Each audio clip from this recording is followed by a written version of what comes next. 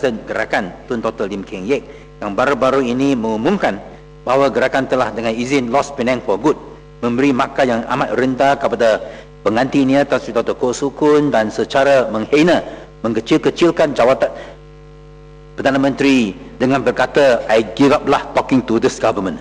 Tidak, saya tidak akan berkata sebegitu.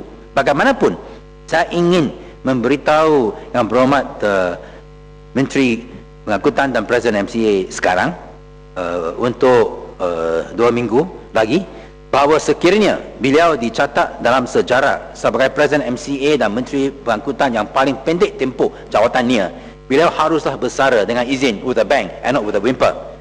Beliau sepatutnya memastikan semua ikan hiu dalam skandal PKFZ 12.5 bilion ringgit dihadapan ke mahkamah dan bukannya hanya ikan bilis yang didakwa.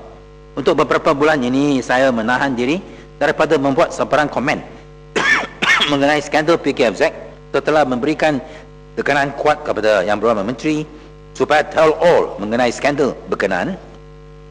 Hingga pada satu tahap saya mengemukakan 3 soalan setiap hari untuk selama 36 hari tanpa berhenti-henti mengumpul 108 soalan untuk memaksa Yang Berhormat Menteri Pengangkutan supaya mengambil tindakan mengenai skandal PKFZ.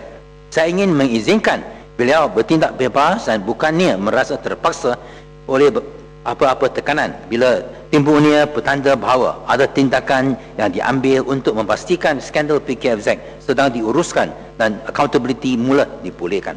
Bagaimanapun, sehingga sekarang hanya 4 orang yang bukan watak utama yang telah didakwa di mahkamah atas tuduhan rasuah dan salah guna kuasa dalam skandal PKFZ. Sungguh pun Peguam Negara Tan Sri Abdul Ghani Osman telah mendedahkan akhir tahun lepas bahawa ikan-ikan hiu dalam skandal PKFZ akan dihadapkan ke mahkamah bila-bila masa saja. Seluruh negara menunggu dengan berdebar-debar penangkapan dan pendakwaan ikan-ikan hiu dalam skandal PKFZ ini, kerana tidak seorang pun yang percaya 4 orang yang didakwa setakat ini yang bertanggungjawab sepenuhnya atau merupakan watak utama dalam skandal PKFZ. Bagaimanapun, 27 juta rakyat Malaysia yang tunggu dari hari ke hari, minggu ke minggu dan bulan ke bulan tidak nampak apa-apa perkembangan baru. Rakyat menjadi lebih kagum apabila Yang Berhormat Menteri Pengangkutan mengkaitkan masalah dan survival politiknya sebagai Presiden MCA kepada skandal PKFZ. Sungguh pun, kesemua ikan hiu skandal PKFZ masih bebas dan belum dikenali tindakan. Semua rakyat Malaysia mahu satu penjelasan daripada Yang Berhormat Menteri Pengangkutan. Di manakah ikan hiu 12.5 bilion ringgit skandal PKFZ? Ini betul. Pada ketika kita sampai ke penghujung tahun pertama Yang Amat Berhormat Perdana Menteri, negara masih tersangkut dengan persoalan-persoalan dan isu-isu yang belum diselesaikan antaranya 2 enjin jet yang hilang sampai ke Uruguay, kapal selam bernilai berbilion-bilion ringgit yang enggan menyelam, skandal PKFZ bernilai 12.5 bilion ringgit yang belum kelihatan kemunculan ikan hiu sebenar, kematian misteri pembantu politik DAP Teo Beng Huat yang secara sukarela hadirkan diri di Ibu Pejabat SPRM Selangor pada 15 hari bulan Julai 2009 tetapi tinggal mayatnya yang dijumpai pada hari kemudiannya. Sampai bilakah SPRM akan memutuskan hubungan dengan tuan politiknya dan berhenti menjadi alat dan ejen agenda politik UMNO BN sehingga melancarkan perang terhadap Pakatan Rakyat dan bukannya rasuah? Daya saing Malaysia di peringkat antarabangsa yang terus mencuram serta kehilangan FDI dari pasaran tempatan. Ulang tahun pertama slogan dan konsep Satu Malaysia yang terjemah oleh politik kaum dan agama yang paling buruk dalam tahun-tahun kebelakang ini diketuai oleh Yang Amat Berhormat Timbalan Perdana Menteri dan media UMNO Utusan Malaysia. Ketiadaan keazaman politik pihak berkuasa untuk menginstitusikan perundingan antara agama demi memupuk persefahaman antara agama, goodwill dan keharmonian dibuktikan dengan kontroversi yang mempecah belahkan dan memudaratkan dalam soal penggunaan kalimat Allah. Kegagalan Yang Amat Berhormat mengumumkan model ekonomi baru versi 2 tambahan lagi dengan masalah brain drain yang semakin serius menunjukkan bahawa pentadbiran Yang Amat Berhormat tidak berazam untuk mentransformasikan kerajaan untuk bersaing di peringkat antarabangsa untuk mendapat pakat yang sesuai demi membebaskan Malaysia dari jerat pendapatan menengah dan melonjak ke kelas pendapatan tinggi. Penlintasan dan pembicaraan Ketua Pembangkang Parlimen Datuk Seri Anwar Ibrahim, kegagalan kerajaan untuk memulihkan keyakinan masyarakat dalam dan di luar negeri terhadap kebebasan, integriti dan kredibiliti sistem kehakiman negara ini, terselah dalam keputusan Mahkamah Persekutuan 5-0 dalam kes dua Menteri Besar Perak, konspirasi yang semakin mendadak dari UMNO dan BN untuk mempecah dan menjatuhkan kerajaan-kerajaan negeri Pakatan Rakyat dan sebagainya. Tuan Dipertua, kita baru merayakan ulang tahun kedua tsunami politik bersejarah 8 hari bulan Mac yang menampakkan paradigm shift di pemikiran dan harapan politik Malaysia. Apa yang sebelum ini tidak dianggap boleh jadi dalam tempoh 50 tahun negara merdeka telah menjadi realiti, malah dianggap sesuatu yang sepatut berlaku. Ini semua menunggukan pilihan raya umum yang akan datang.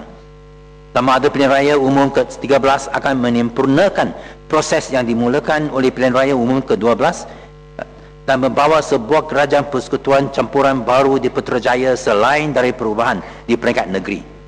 Pilihan raya umum seterusnya yang dijangka akan berlangsung dalam tempoh 18 bulan akan memberikan jawapan kepada persoalan-persoalan menarik, termasuklah satu, sama ada ramalan politik termasuk Rahman RHMAN akan ditunaikan dengan Yang Amat Berhormat sebagai Perdana Menteri UMNO ke-6 yang juga menandakan Perdana Menteri UMNO yang terakhir. Kedua, sama ada Pakatan Rakyat akan berjaya mengakhiri pemerintahan BN dan menggantikan sebagai kerajaan persekutuan seterusnya.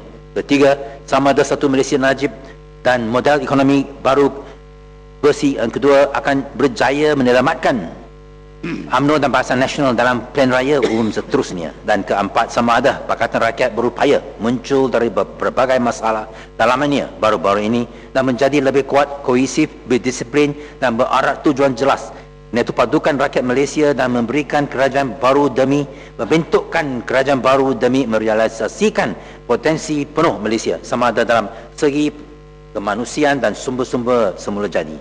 Hanya masa yang akan membuktikan semua ini. Biarlah semua rakyat Malaysia bersatu padu dengan satu tekad bersama menjadikan pilihan raya umum ke-13 ini satu titik permulaan baru Malaysia supaya betul-betul bersatu padu, adil, makmur dan harmoni, di mana semua rakyat jelata tidak kira kaum, agama atau kawasan, semuanya berbangga dengan negara tercinta kita bersama. Dan betul yang ada disebut tadi, saya berhasrat dalam akhir ucapan saya untuk kemukakan satu usul pindaan dan ada satu kopi di sini, give you a copy, dan ini boleh diputus di akhir bahasan bersama-sama dengan dan saya baca pindaan, saya kemukakan pindaan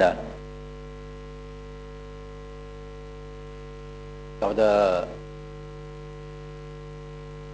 usul menjunjung kasih titah ucapan diraja untuk menambahkan perkataan-perkataan berikut pada akhir usul yang berkenaan ialah dan mengambil ketetapan untuk menubuhkan satu jawatankuasa pilihan Parlimen mengenai peta hala 7 program transformasi Kerajaan Satu Malaysia yang diketuai oleh seorang Parlimen pembangkang untuk menelia dan melapor mengenai pelaksanaan dan kemajuan peta hala 7 program transformasi Kerajaan Satu Malaysia. Sekian, terima kasih. We can just second it. Tuan Yang Ketua, saya mohon menyokong pindaan yang dibawa oleh Ipoh Timur terhadap usul perbahasan titah bangku. Dah habis, Ahmad? Ipoh Timur, habis? Terima kasih, Mas.